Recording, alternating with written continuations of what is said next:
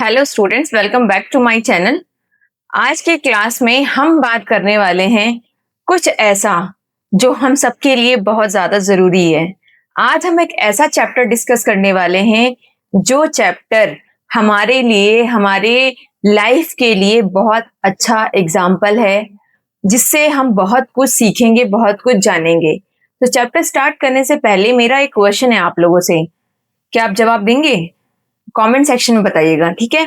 मेरा क्वेश्चन ये है कि अगर आपको फ्यूचर में या एट प्रेजेंट टाइम कभी भी कोई भी दिक्कत आती है तो आपकी मदद कौन करता है?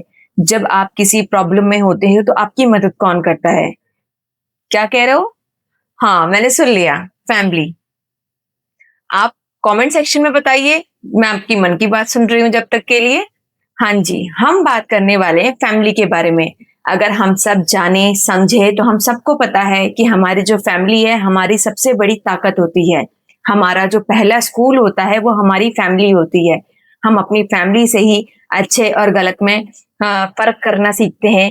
हम अपनी फैमिली से ही सीखते हैं कि हमें दूसरों की केयर कैसे करनी है, रिस्पेक्ट कैसे करनी है, लव, अफेक्शन, इमोशनल जो चीजें हैं, भावनाएं हैं हमारी, ये सारी चीजें फर्स्ट ऑफ ऑल हम अपनी फैमिली से ही सीखते हैं। जितने भी रिश्ते हैं, रिश्तेदार हैं, उनकी कैसे रिस्पेक्ट करनी है, उन बड़ों का आदर कैसे करना है, ये सारी चीजें हम फैमिली से ही सीखते हैं।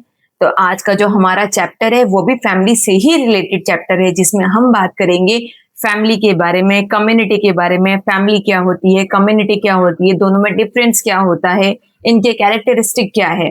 तो चलिए अपना चैप्टर स्टार्ट करते हैं और अच्छे से जानते हैं फैमिली और कम्युनिटी के बीच के डिफरेंस को, और साथ ही ये समझते हैं कि हमारी फैमिली की, हमारे परिवार की हमारे लाइफ में कितनी बड़ी अहमियत है, क्या वैल्यू है। ठीक है, तो चलिए स्टार्ट करते हैं आज का चैप्टर।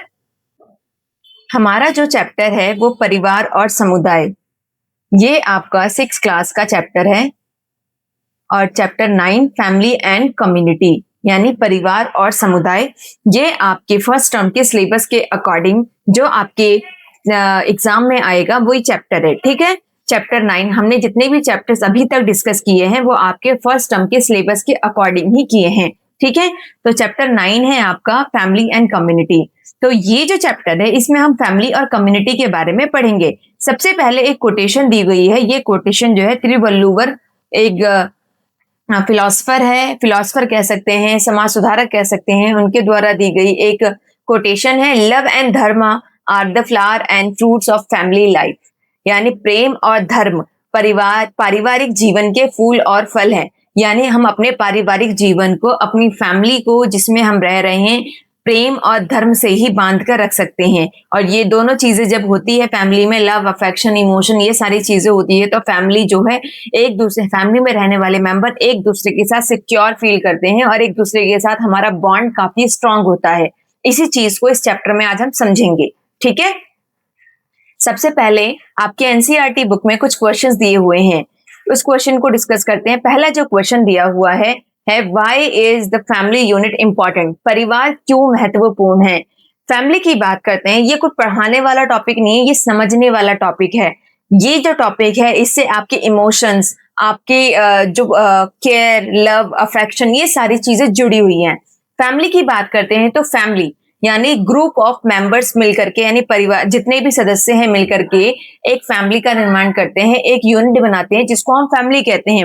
और फैमिली हमारे लिए इसलिए जरूरी होती है क्योंकि फैमिली में रहने वाला हर एक व्यक्ति, हर एक पर्सन हमारे साथ जो है एक मजबूत बॉन्ड से जुड़ा होता है, मजबूत संबंध में जुड़ा होता है, जिसमें हमें लव, केयर, प्रोटेक्शन और यहाँ तक कि गाइडेंस मिलती है, कि हमें मार्गदर्शन मिलता है कि हमें जीवन में आगे कैसे काम करना है, हमें कहाँ पर डिसीजन लेना है, किस तरह डिसीजन लेना है। हमारी वैल्यूज डेवलप होती है, मॉरल वैल्यूज, नैतिक मूल्य का डेवलपमेंट भी फैमिली में होता है। इसलिए फैमिली बहुत इंपॉर्टेंट है क्योंकि वो हमारे लिए हमारी पहली पाठशाला, हमारा पहला स्कूल होता है, जहां पर हम अच्छे और बुरे में फर्क करना भी सीखते हैं। ठीक है, इसलिए फैमिली हमारे लिए काफी ज्यादा इंपॉर्टेंट रोल प्ले करती है। नेक्स्ट क्वेश्चन की बात करते हैं, तो नेक्स्ट क्वेश्चन है हमारा what is community and what is its role, यानी कम्युनिटी क्या होती है और इसका क्या रोल है, इसकी क्या भूमिका है। कम्युनिटी की बात करते हैं तो समुदाय ऐसे लोगों का समूह होता है जिनकी सिमिलर इंटरेस्ट होते हैं, एक जैसा कल्चर होता है, मतलब खान-पान होता है, एक जगह पर वो लोग रहते हैं और बहुत सारी गतिविधियों से, एक्टिविटी से आपस में जुड़े होते हैं। यानी बहुत सारी फैमिली मिलकर के एक कम्युनिटी का निर्माण करती है और उस कम्युनिटी में जितने भी लोग रहते हैं, उनका एक जैसा इंटरेस्ट होता है, उनका खान-पान, भाषा, जो लैंग्वेज होती है, यानी जिनका कल्चर है, उनका खान-पान है, वो एक जैसा होता है, एक जैसी एक्टिविटी वो करते हैं और ये लोग मिलकर एक-दूसरे की हेल्प करते हैं, एक-दूसरे के साथ अच्छे से व्यवहार करते हैं, लोगों के साथ एक मजबूत बॉन्ड में बंधे होते हैं और ज़रूरत पड़ने पर वो एक-दूसरे की मदद भी करते हैं, हेल्प भी करते हैं। क्लियर हुआ? नेक्स्ट हम बात करते हैं, अब हमारा जो टॉपिक स्टार्ट होता है, सबसे पहले हम बात करते हैं फैमिली के बारे में। फैमिली यानी परिवार। अगर फैमिली या परिवार के डेफिनेशन की बात करते हैं तो परिवार समाज की वो मूलभूत इकाई होती है, वो एक यूनिट होती है सोसाइटी की जो पुराने समय से ही चलती हुई आ रही है और ये एक दूसरे के साथ एक मजबूत बॉन्ड में बंधे होते हैं।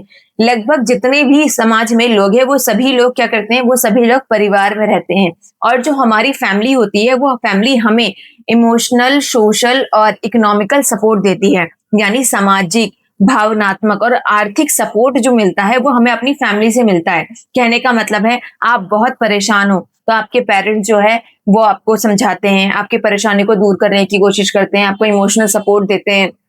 अगर आपको कुछ सामान खरीदना है, अपने स्कूल में एडमिशन लेना है, आपको फीस पे करनी है, तो आपकी फैमिली, आपके मम्मी-पापा जो है आपकी फी पे करते हैं, आपकी ज़रूरतों को पूरा करते हैं, इस तरह से वो आपको इकोनॉमिकल सपोर्ट देते हैं। तो जो फैमिली होती है वो हमारे लिए काफ़ी ज़्यादा इम्पोर्टेंट रोल प्ले करती है और हर एक समाज में रहने वाला व्यक्ति फैमिली से या परिवार से बंधा होता है। ठीक है? अब हम बात करते हैं टाइप्स ऑफ फैमिली की, यानी परिवारों के प्रकार।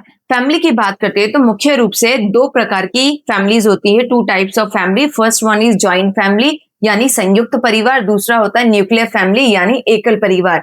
जॉइंट फैमिली की बात करते हैं, ये संयुक्त परिवार की बात करते हैं तो संयुक्त परिवार में ज्यादातर जो लोग हैं वो अपने दादा दादी, चाचा चाची, ताऊ ताया ताया और ताई, इन सबके साथ मिलकर के रहते हैं। यानी joint family consist several generation living together under one roof, यानी एक छत के नीचे कई पीढ़ियां एक साथ रहती है, उसको ही जॉइंट फैमिली या संयुक्त परिवार कहते हैं। उसमें जॉइंट फैमिली में दादा दादी, नाना नानी यानी आपके ग्रैंड पेरेंट्स रहते हैं, आपके मम्मी पापा रहते हैं, अंकल आंटी रहते हैं, आपके भाई बहन, ताया ताई, इसके अलावा आपके कजिन्स रहते हैं, चाचा चाची, इसके अलावा कई फैमिलीज में फूफा जी फूफी जी, ये सारी मिलके फैमिली में रहते हैं। ये जो पूरी फैमिली होती है इनका आकार बड़ा होता है, इसमें काफी सारे मेंबर्स एक साथ एक छत के नीचे रहते हैं।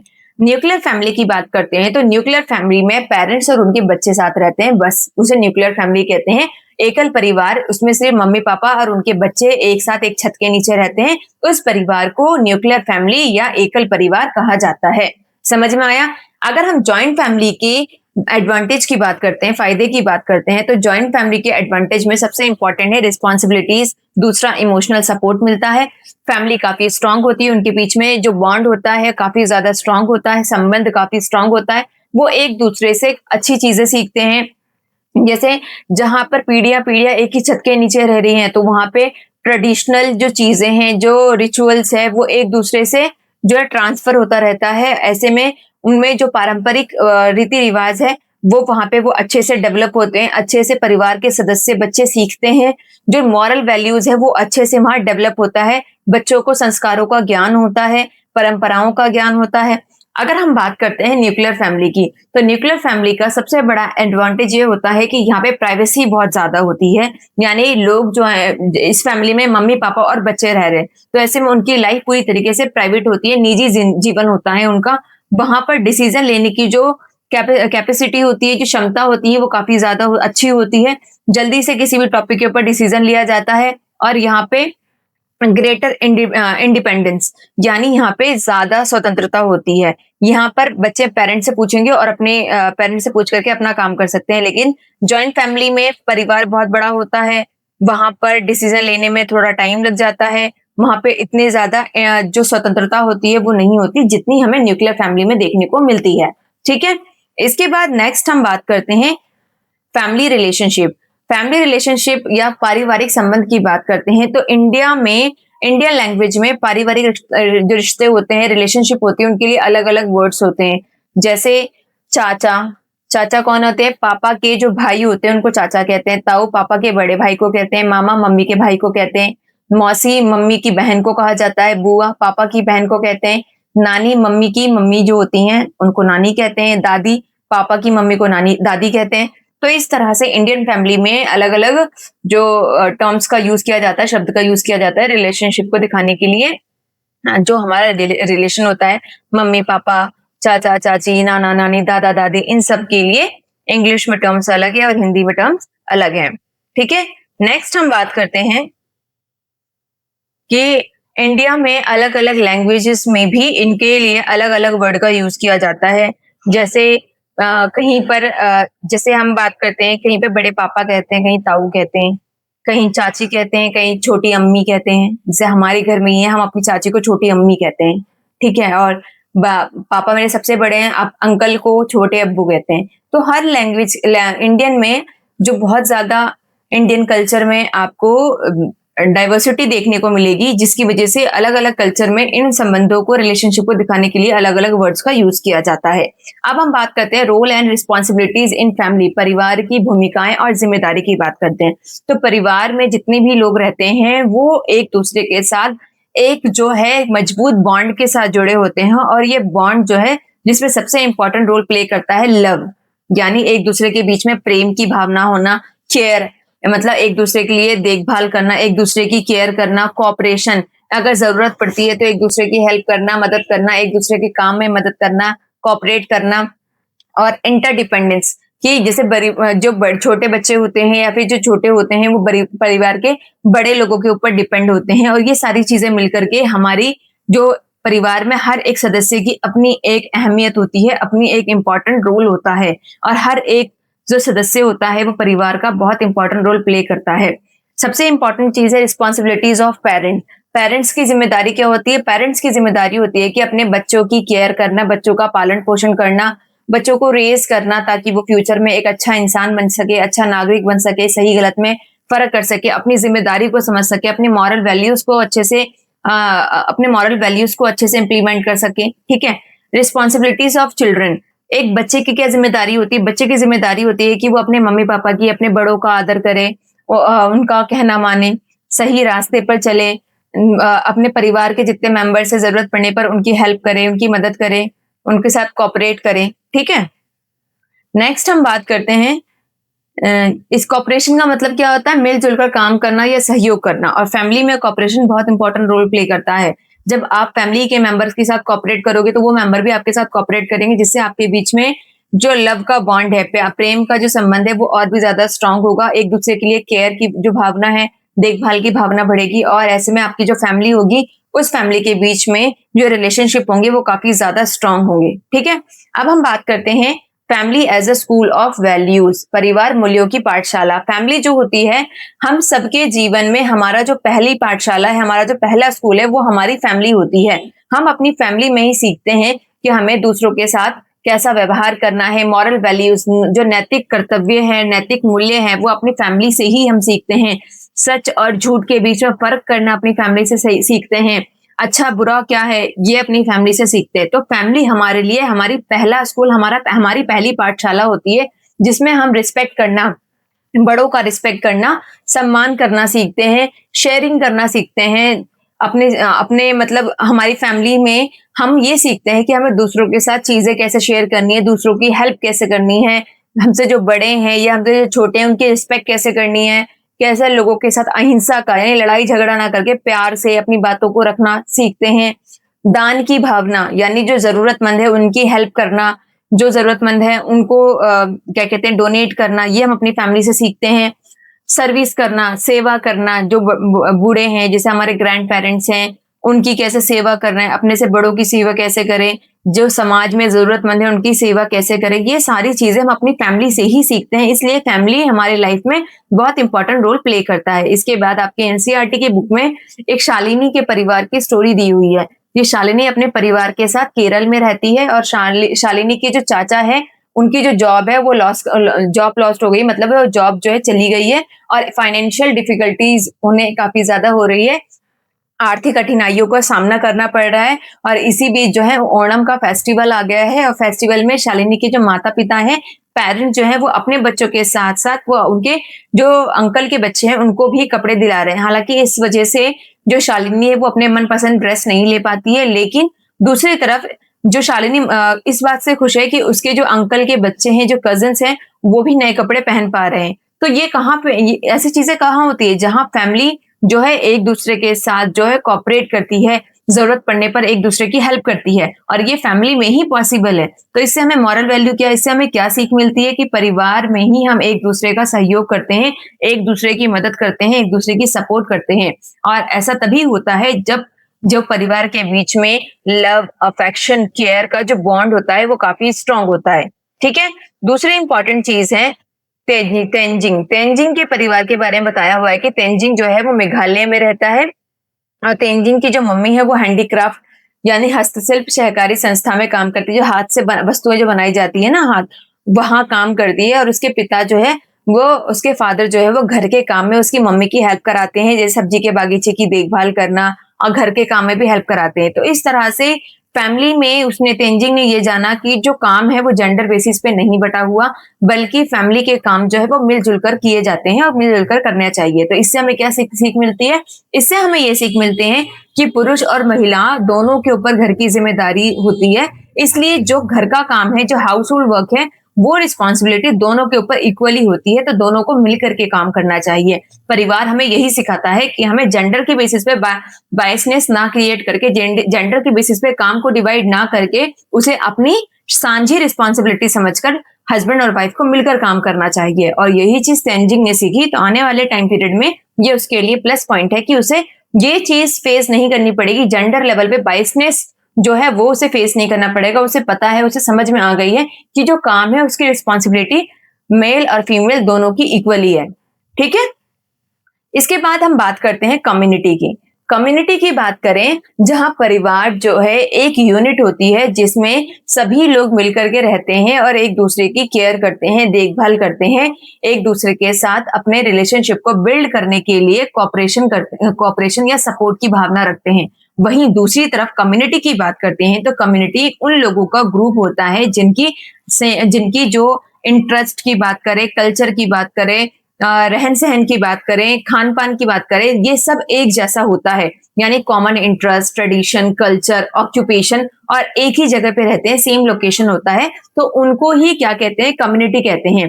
यानी सिंपल लैंग्वेज में अगर हम कहें तो परिवार, बहुत सारे परिवार मिलकर ही कम्युनिटी का निर्माण करते हैं। बहुत सारे परिवार, जैसे सोसाइटी है, सोसाइटी में बहुत सारे परिवार एक साथ मिलकर रहते हैं तो पूरी एक कम्युनिटी बन जाती है। वो एक जैसी भाषा बोलते हैं, उनका रहन सहन, खान पान लगभग लगभग एक जैसा होता है। ठीक है? और इसमें कई, जैसे मैंने अभी आपको बताया कि कई फैमिलीज जो है मिलकर के कम्युनिटी का निर्माण करती है, कम्युनिटी को फॉर्म करती है। अब हम बात करते हैं कि कम्युनिटी हमारे लिए इंपॉर्टेंट क्यों है? Importance of community.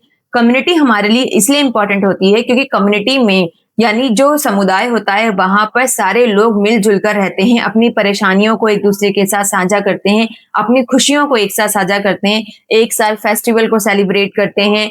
किसी की शादी होती है तो बड़े लेवल पर ऑर्गेनाइजेशन किया जाता है, विवाह का आयोजन किया जाता है, इमरजेंसी पड़ने पे, कोई भी आपदा आने पर एक दूसरे की हेल्प करते हैं। जो भी रिसोर्सेज मौजूद होते हैं उन रिसोर्सेज को आपस में इक्वली इक्वली डिवाइड करके यूज करते हैं। इसलिए कम्युनिटी हमारे लिए बहुत जरूरी है और हम सभी कम्युनिटी में या समुदाय में रहते हैं।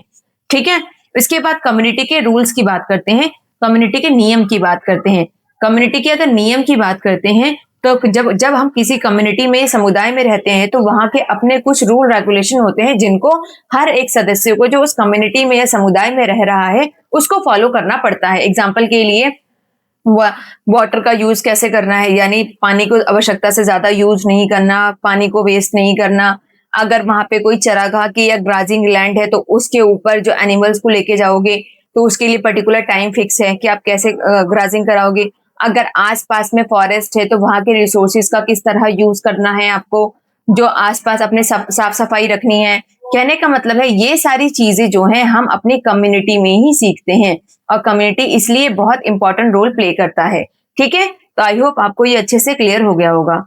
नेक्स्ट हम बात करते हैं कि इन्हीं सब नियम से जो भी रिसोर्सेज मौजूद होते हैं कम्युनिटी में, उसका जो है फेयर यूज हो पाता है, जितनी जरूरत होती है उतना यूज हो पाता है।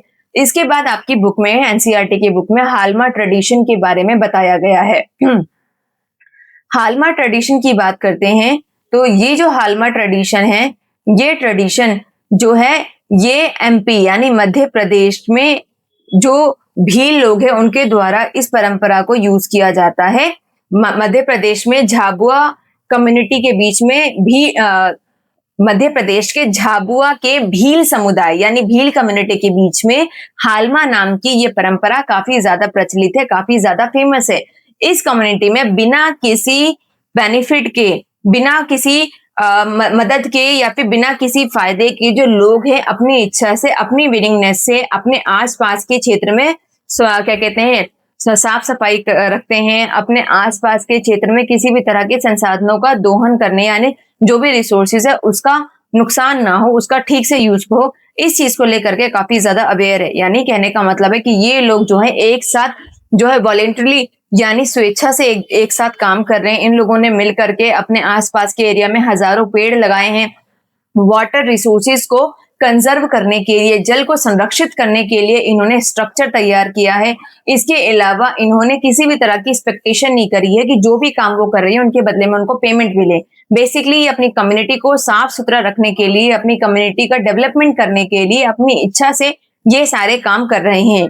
ठीक है, क्योंकि इनका जो मेन ऑब्जेक्टिव है वो है to serve society and mother earth, यानी अपनी धरती माँ और अपने समाज के सेवा करना, अपने समाज को, अपनी धरती माँ को स्वच्छ रखना इनका मेन उद्देश्य है। तो आई थिंक आपको समझ में आ गया होगा कि मध्य प्रदेश में भील कम्युनिटी है जहां पर हालमा परंपरा को लोग जो है फॉलो करते हैं, जिसमें वो स्वेच्छा से अपनी कम्युनिटी में काम करते हैं, अपनी कम्युनिटी को साफ सुथरा रखते हैं। वाटर को कंजर्व करने के लिए भी इनके द्वारा एक स्ट्रक्चर तैयार किया गया है। इन्होंने हजारों पेड़ लगाए हैं ताकि उनके कम्युनिटी में साफ सफाई रहे और एनवायरमेंट जो है वो नीट एंड क्लीन रहे। और ये सारे काम उन्होंने अपनी कम्युनिटी को की सेवा के भाव से किया है, ना कि किसी लालच में।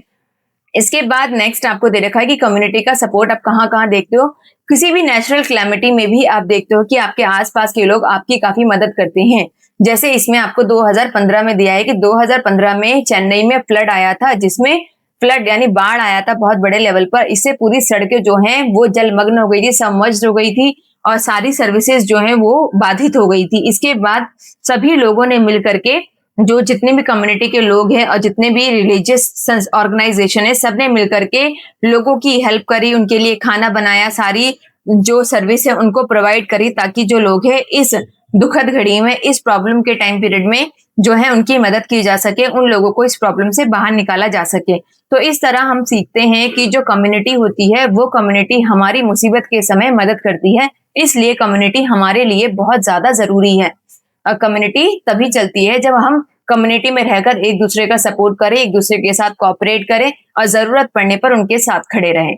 ठीक है, नेक्स्ट इसमें आपको कमाल की स्टोरी दे रखी है। कमल की बात करते हैं। कमल की स्टोरी दे रखी है, कमाल परमार इनिशिएटिव, कमल परमार की पहल की बात करते हैं।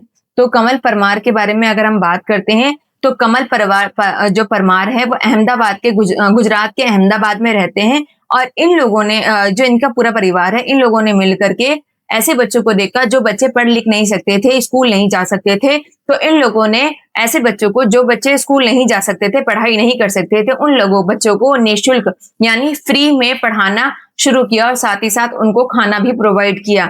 जब आसपास के लोगों ने देखा तो वो बच्चे लोग जो इनसे काफी इन्फ्लुएंस हुए, तो फिर धीरे धीरे बहुत सारे टीचर्स और बहुत सारे स्टूडेंट्स भी आकर के उनकी हेल्प करते हैं। इस तरीके से एक सोसाइटी में रहने वाले ऐसे लोगों की मदद की गई जो पढ़ाई से वंचित थे या फिर जो खाने से वंचित थे, यानी जो असहाय थे, उन लोगों की इन्होंने मदद करी। तो इस तरह सेवा के भाव से, कंपैशन, करुणा के भाव से जो है लोगों की मदद की गई, ऐसे बच्चों की मदद की गई जो बच्चे स्कूल नहीं जा सकते थे और उनको पढ़ाया गया। क्योंकि ये हमारी समाज में रह करके सोशल रिस्पॉन्सिबिलिटी है कि समाज में अगर किसी को हमारी जरूरत है तो हम उसकी मदद करें। और ये सब चीजें हम अपने कम्युनिटी में एक दूसरे के साथ कोऑपरेट करके, एक दूसरे का सपोर्ट करके सीखते हैं।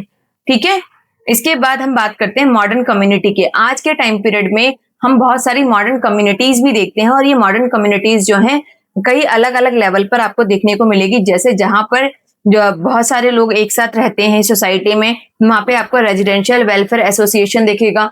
जब बहुत सारे जो लोग हैं जिन्हें टेनिस खेलने का शौक है या फिर क्रिकेट खेलने का शौक है, वो लोग जो है स्पोर्ट्स क्लब को ज्वाइन कर लेते हैं। इसी तरीके से आपको साइंस क्लब देखने को मिलेगा।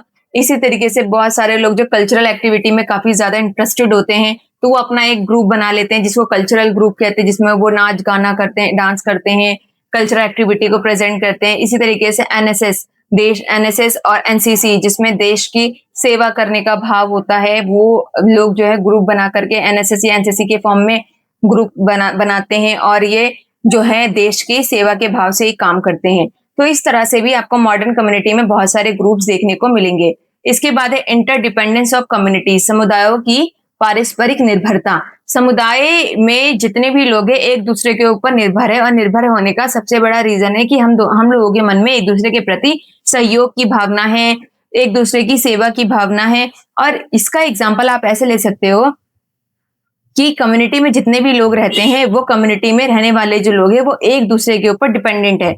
जैसे जो कम्युनिटी के लोग हैं वो जो म्युनिसिपल वर्कर्स है, कर्मचारी है, उनके ऊपर निर्भर है। इसके अलावा जो निवासी है या फिर जो कम्युनिटी में रहने वाले लोग हैं वो उन दुकानदारों के ऊपर निर्भर है जो उनकी जरूरत की सारी चीजों को अपने पास रखते हैं।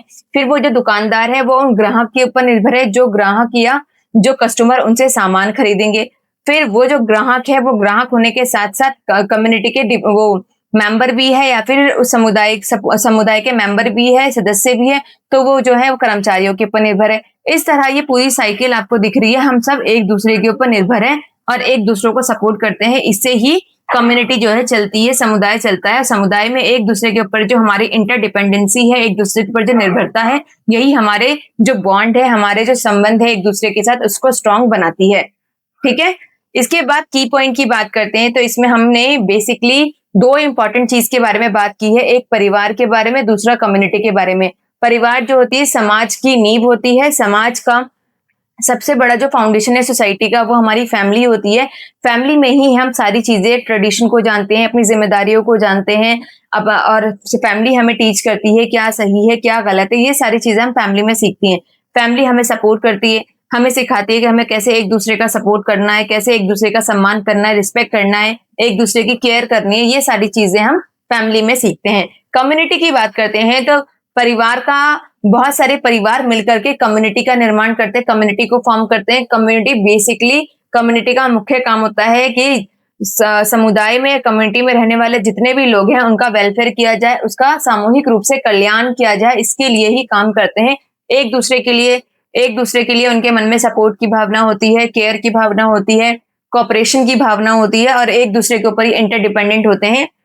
एक दूसरे के ऊपर एक दूसरे के ऊपर डिपेंड करते हैं, निर्भर होते हैं। जैसे मैंने आपको एग्जांपल दिया कि एक दुकानदार ग्राहक के ऊपर डिपेंड है, ग्राहक जो है म्युनिसिपैलिटी कर्मचारी के ऊपर निर्भर है। इस तरीके से पूरी ये साइकिल बन रही है, हम सब एक दूसरे के ऊपर निर्भर हैं और हम सब एक दूसरे के ऊपर, जो हमारी इंटरडिपेंडेंसी है यही हमारे बॉन्ड को स्ट्रॉन्ग करती है और हम कम्युनिटी में आराम से रहते हैं। और कम्युनिटी का मुख्य एम यही है, मुख्य उद्देश्य यही है कि कम्युनिटी में रहने वाला हर एक व्यक्ति का सामाजिक कल्याण हो सके, सोशल लेवल पर वेलफेयर हो सके। ठीक है, तो आई होप आपको ये पूरा चैप्टर अच्छे से समझ में आ गया होगा। ये चैप्टर काफी इंटरेस्टिंग रहा। इस चैप्टर में आपने अपनी कम्युनिटी और अपनी फैमिली के बारे में जाना, समझा, उनके बीच की डिफरेंस को जाना, उनके कैरेक्टरिस्टिक को जाना, जो फैमिली है उनकी क्या वैल्यू है हमारी लाइफ में, कम्युनिटी की क्या वैल्यू है हमारी लाइफ में, हमने ये सारी चीजें इस चैप्टर में पढ़ा। तो आई होप आपको ये पूरा चैप्टर अच्छे से समझ में आ गया होगा। अब आज का सवाल आपके लिए है कि जॉइंट फैमिली और न्यूक्लियर फैमिली के बीच में अंतर क्या है। What is the big difference between joint family and nuclear family? संयुक्त परिवार व एकल परिवार के बीच में सबसे बड़ा अंतर क्या है? इसका आंसर मुझे कमेंट सेक्शन में आप जरूर बताइएगा। चलिए मिलते हैं अपने नेक्स्ट क्लास में, तब तक के लिए बाय बाय, टेक केयर, हंसते रहिए, मुस्कुराते रहिए, पढ़ते रहिए और मेहनत भी करते रहिए।